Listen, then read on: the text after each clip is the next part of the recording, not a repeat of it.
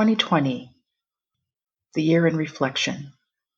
Today we'll talk about coronavirus, the dissipation of the time construct, racial equality, and the election. Yes, we're going to go there too, just briefly. This new normal we're living in this solstice.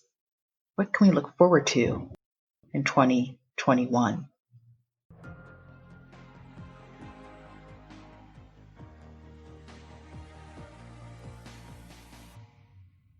Welcome to the Be Conscious Podcast, the show that brings you enlightened perspectives on the frequency of money, life's many challenges, and those heavy feelings that may be holding you back from living your best life. And now your host, Dr. Susan Nicholas.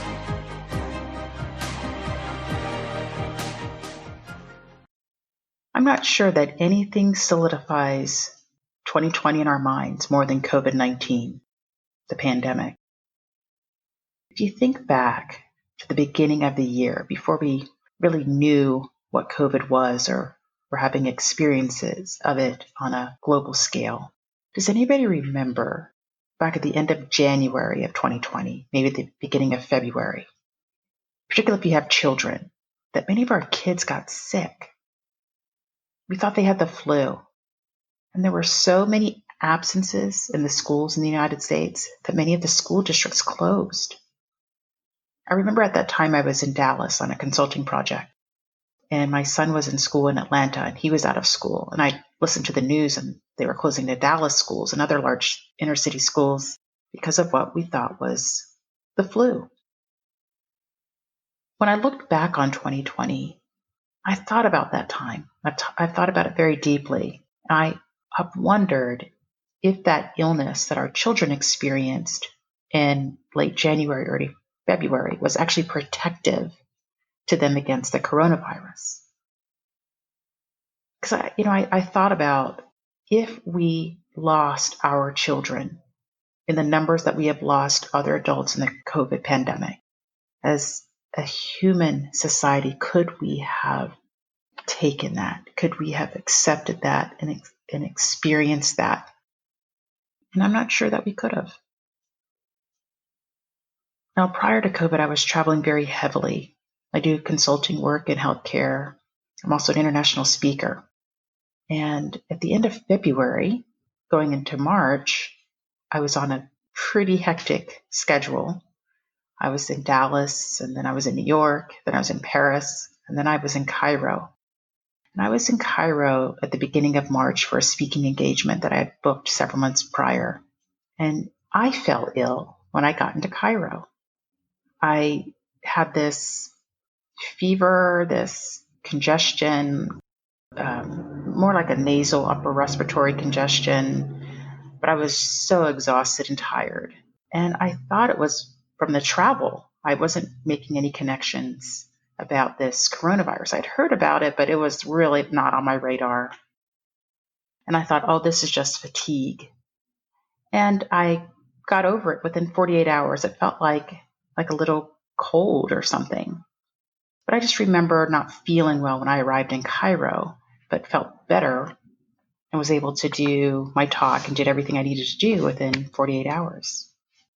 And ever since, I have been well. I have not succumbed to any of the symptoms of corona. I've been tested multiple times. I've been negative and negative and negative. And I have felt extraordinarily well during this year. And so I thought about those early illnesses, and I wondered if somehow they were protective. And for whatever reason, I cannot say why I could have been protected, for example, or any other people that experienced something similar, or kids. But what makes a difference, I would say, between me and someone else that wasn't as fortunate and had succumbed to this illness. But I wondered if there's something to it, like there's something in the universe, there's something more to this than we can comprehend or understand, more than meets the eye. There's something to this. And one thing that I've decided to do consciously was really to honor this virus, honor it as a living entity. And it's a virus, it's a living thing. And just like any living thing, it wants to live. It doesn't want to be eradicated. It doesn't want to be ignored. inherent in its being, inherent in its existence, it wants us to change in certain ways because we are its host. It wants to live with us, in us. And in order to do that, it cannot kill all of us. We talk about virulence in viruses in medicine and science. But a virus, it can't be too virulent where it kills off all of its hosts because then it ceases to exist. So however this COVID-19 got to us, whatever you may have heard or believe, it is here and is with us and we are its host. So how are we learning to live with it? So I'm going to talk a little bit about viruses. I'm not going to get too technical, but I think it will help to frame perhaps how we think and perceive this virus. So COVID, it belongs to this SARS-CoV-2, like this coronavirus family. They're large RNA viruses that infect many animal species. And there are 6 other known coronaviruses that affect humans. You've heard of MERS and SARS and things like that. And again, I don't want to get too technical, but let's look at a few basics about RNA viruses so we can better understand this virus that has taken hold in us. So RNA, is an abbreviation for ribonucleic acid. Most of us have heard of DNA, which is deoxyribonucleic acid. But this corona family of viruses, they are RNA viruses. And why does being an RNA virus make a difference? Well, to start, RNA viruses are typically single-stranded, opposed to what we understand about DNA, which is double-stranded, and those DNA viruses are typically double-stranded. But what does this mean in practicality, single-strand versus double-strand?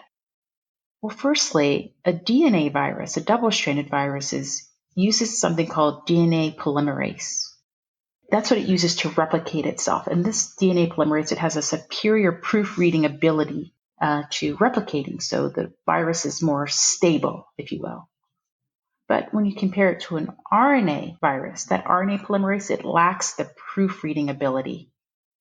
Therefore, there are more mistakes, if you will. Maybe they're not mistakes, but more mutations when it replicates. And this high mutability, it makes creating a vaccine a little more challenging. It's like the virus is a targeted fugitive. It's constantly changing its identity to survive. So basically, RNA viruses generally have higher mutation rates when compared to DNA viruses. And so what does this mean for us? The vaccine, our immunity, protection. Could this corona look like influenza? The one that has multiple strains that we get seasonal immunizations for? I think we're going to have to stay tuned and learn a little bit more about this. But I would like to offer, given that we understand that it's an RNA virus, that it's highly mutable, we've already seen mutations come up and new strains of it and new waves of it. Let us not see it, a vaccine, as a false sense of security. And that's true for any RNA virus, anything that we are used to. But this one we're not quite used to yet. But let us, it takes time to have retrospective studies to look back and see how this is working, how this virus is mutating, how can we predict forward with it. And this will really help us to understand if we can develop immunity to it. And you've probably heard the phrase herd immunity, H-E-R-D, herd immunity. And that is when enough people are exposed to the virus, that they've created antibodies, that they have these memory T cells, that they can fight the virus. So if there's a new person that, becomes infected, that I won't be infected because I have immunity.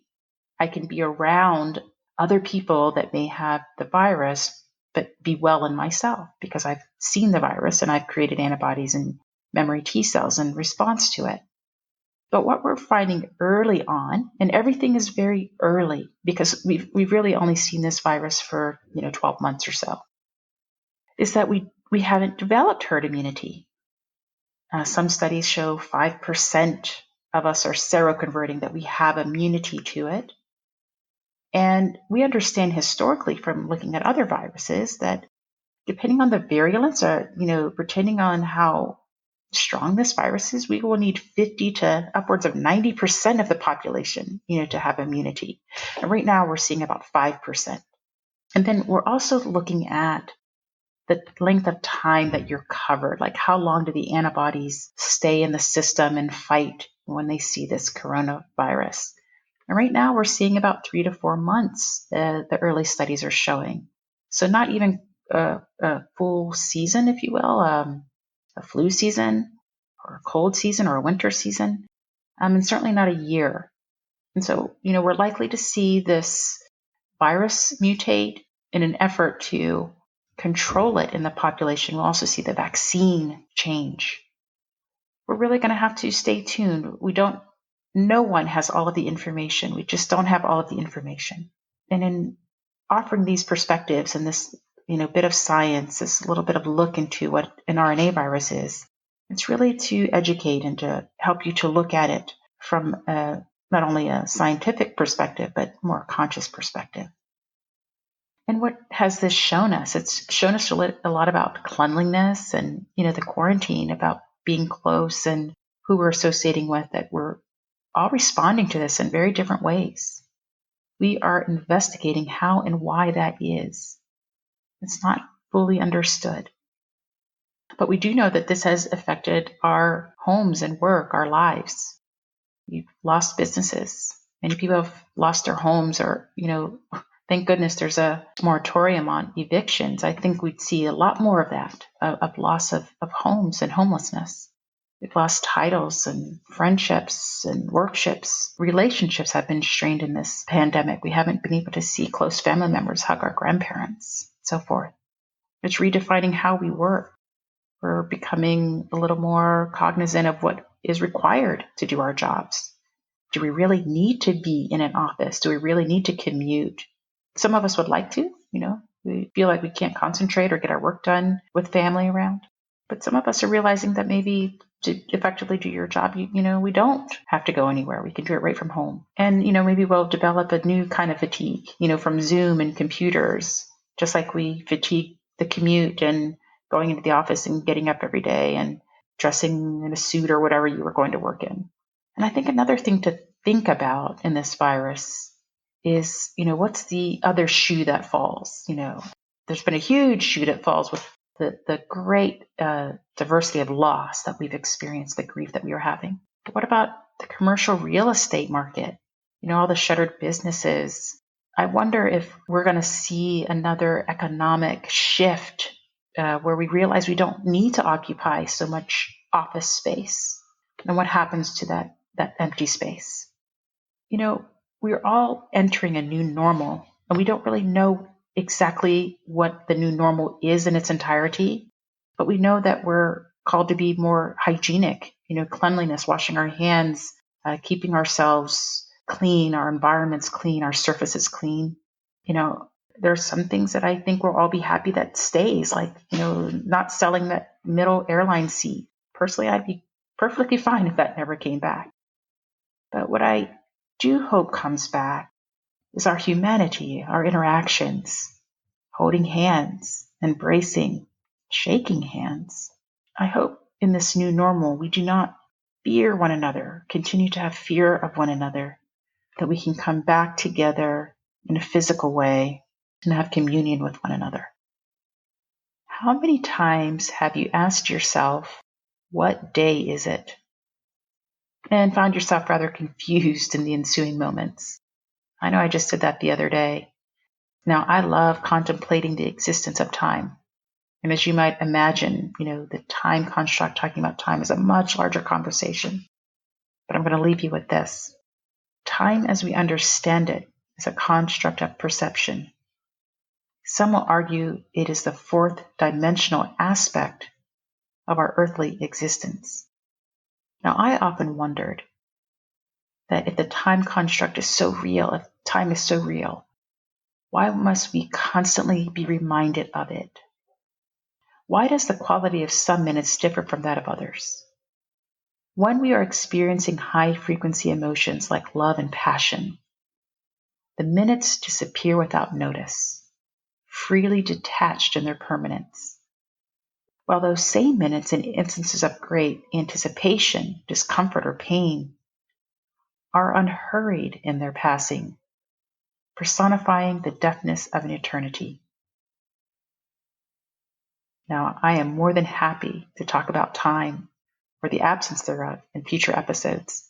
So please leave me a comment and let me know if you're interested in a deeper discussion about the time construct.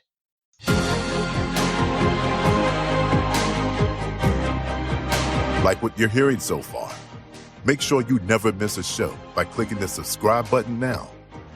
How would you describe your relationship with money? Did you ever imagine that your deepest feelings and beliefs about money could be preventing you from acquiring all the wealth that you desire? Click the link below in the show notes to learn more about Dr. Nicholas's highly sought-after Frequency of Money program to positively transform your relationship with money. This podcast is made possible by listeners like you. Thank you for your support. Now, back to the show. I'd like to speak a little bit about the demand for ethnic and racial equality that we are again experiencing on the planet. It's 2020, and it's long overdue. In the English language, we define race as a traditional division of mankind, of humankind, an arbitrary classification of modern people based on skin color, eye shape, or facial structure. We have further adapted the definition of race to include regions of the world one hails from, ancestral origin, and native language. You see, we have chosen whatever is convenient to divide and label the life energy having a human experience on Earth. These divisions act as blinders so that we can no longer see what is most important about a person. The arbitrary divisions lend to our forgetting about our oneness and that we are all connected. Why do we feel the need to divide ourselves? In the most important ways, we are all the same. We are all energetic beings who have descended into the dense frequency of Earth to mature our eternal souls. Before the energy body or the soul of us is assigned to a physical existence, it makes an agreement of sorts on the other side of the veil to forget its totality of being in order to fully experience embodied life. Have you noticed that when we are babies, when our life energy enters the body, we do not have awareness of our eye shape, skin color, or facial structure? We are simply happy to be having a human life and experience, to be living. It takes conditioning of the mind to develop judgmental awareness of the physical self. It is sanctioned conceit that exalts one physical attribute while disparaging another. Thinking that one person is better than another person, it's a deception that gives credence to the race construct. America is going through a spiritual awakening of its own right now, particularly in regard to racial inequality. But every nation has to work to elevate its frequency in this area, all of us. Know that every being is tasked with evolving spiritually while embodied to achieve some level of cosmic equilibrium, a soulful equilibrium. We all have this in common. The concept of race is elementary and has no real consistent basis. It is yet another human construct, like the time construct we spoke about. But this one has no real value or true meaning. Racism comes from forgetting our higher selves and having amnesia about our past, who we've been. I sometimes wonder, why can we accept all animal species as they are, but not the human species in its entirety? Animals are revered as a source of wonder and are protected for the betterment of life on Earth. Some animals, insects, plants exist to the detriment of humans, biting or stinging or even poisoning us. They spread disease and can cause death to our physical bodies. Yet we see the value of allowing all creatures to exist. We recognize that every being, every living being on Earth has a place in the ecosystem, and that the loss or marginalization of one species is of detriment to the whole. The diversity of the plant and animal kingdoms are both accepted and respected. Can we not manage to do the same for the diversity of human life? I ask you, is a polar bear more magnificent than a panda bear? Is a chocolate Labrador somehow inferior to a yellow Labrador? Why do we respect the splendid diversity of animal species, only to marginalize diverse groups within our own species? Why must we cling to silly excuses to demote the life experience of one being while exalting another simply for its physical appearance? We can feel hate when we are disconnected from the source energy of all, from God, if that term resonates more closely with you. Hating another being for no reason than their appearance is ultimately hating yourself, as we are all connected to the same source energy. If you've ever looked at another individual and had an immediate feeling of dislike, you are simply seeing a mirror reflecting you to yourself. Ask yourself what is honestly bothering you about the existence of another human being.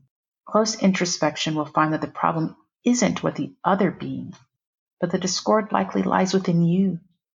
Releasing a dense energy that provokes hate in you can be accomplished by suspending judgment for just a moment and communicating with another being.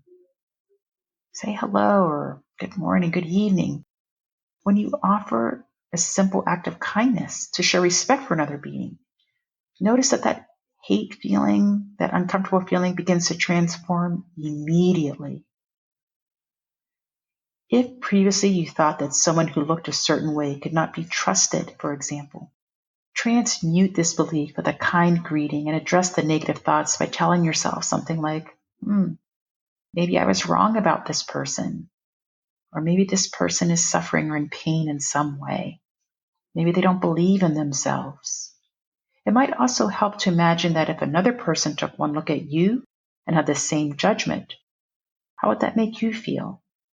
The idea is not to be best friends with everyone you encounter, but rather to recognize that we are all born into the same earth milieu and are challenged in any number of ways to make our ascension.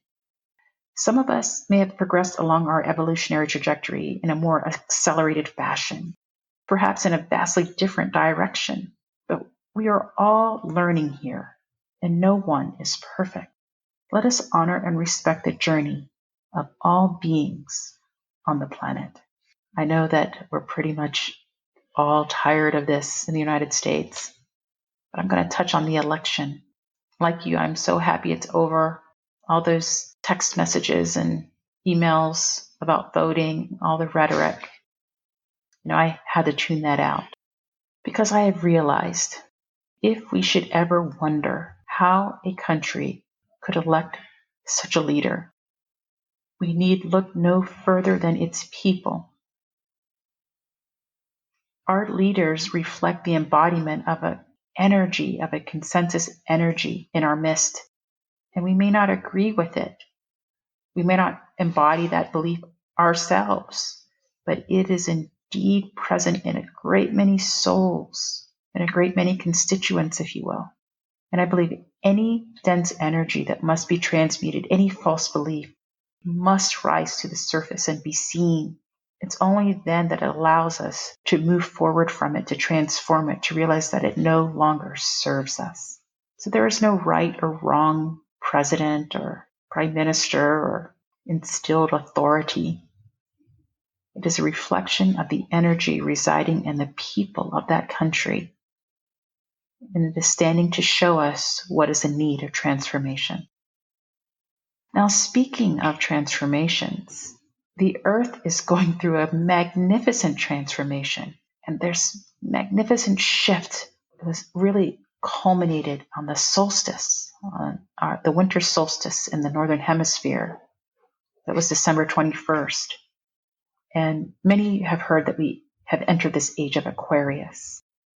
Many know that Aquarius is an air sign. Now, I'm not a big astrologer or anything like that, but Aquarius is understood as an air sign of higher thought, of introspection, of perhaps more higher unconscious thought? How do we solve problems, not from that which they were created, but from a higher perspective, a different way? And this shift of energy on the planet, this solstice into this age of Aquarius, is also termed a more enlightened phase of the earth, of beingness. As we have made a collective decision, even if it may not feel like a majority decision or even a conscious decision of many, but we have made a decision to ascend consciously, to awaken consciously. So there are many people having conscious awakenings. I had one in 2012. Many people have awakened in this period and were in fact born for this moment. We didn't realize this when we were babies, when we were born, but we are on this planet to see this shift, to be a part of this shift, to raise our own energetic vibration and that of the planet. And the earth, it is its own entity, and it has this colossal power, this energetic grid that is in shift, that is in motion, shifting to a planet of higher awareness. This new earth, if you will, is a new perception, a new conscious awakening, a new energy of enlightenment on the planet, that we will no longer have to fight these dense energetic constructs of time, money, of race and religion, that we are looking at them now. They're rising up now to be transformed, to be transmuted into higher frequency energies of awareness and perception. 2021 promises to be a higher energetic earth environment for all of us.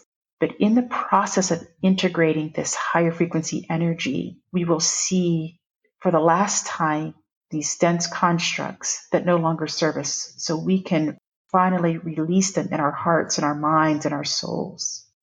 And this is designed to move us forward into less dense ideologies of thoughts and form, that we can manifest freely and live truly empowered lives. All that has happened in preparation for this energetic shift has been necessary and has been by design. Let us embrace this moving forward, knowing that these moments too shall pass, that we are transitioning into a new, higher frequency existence in the years to come.